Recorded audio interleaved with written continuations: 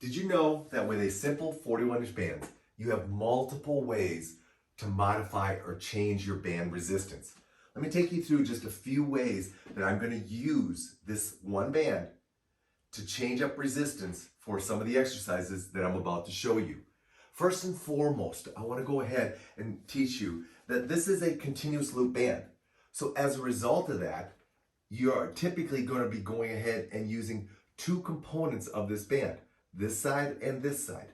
So as I grasp this band, I'm going to go ahead and be using both of them. Or if I'm dropping in and I'm doing a squat, I now have a band on either side of me, and I'm going to go ahead and be using both of them. So that's the first way that you're traditionally going to be using this continuous loop band. Now, you could also go ahead with some exercises and only use one segment of this continuous loop band. For example, I can go ahead and come in and do my pull parts, but now I'm only using one segment or one side of the band. As a result of that, I've decreased the band resistance by 50%.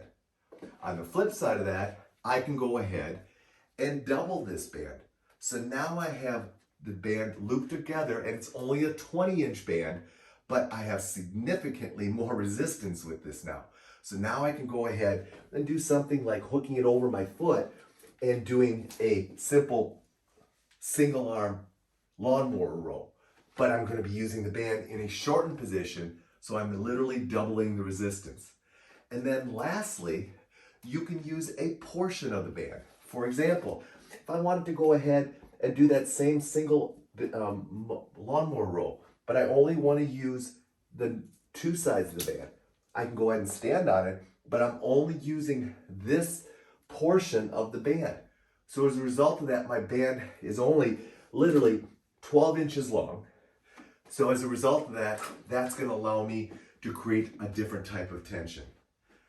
Bottom line is, if you go ahead and use your band in a shortened position, like the double position, or you're using a portion of it, understand that the rule of thumb is whatever length of band I'm using, I can only stretch that 1.5 that length.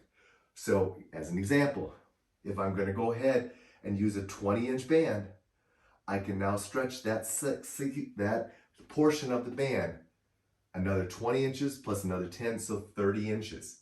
So keep that in mind as you're using shortened bands. But outside of that, understand that this simple single band, single continuous loop band, has multiple ways that we can go ahead and increase resistance and not have to change the band to a different level of band. Great way to go ahead and train, and great way to go ahead and utilize the band.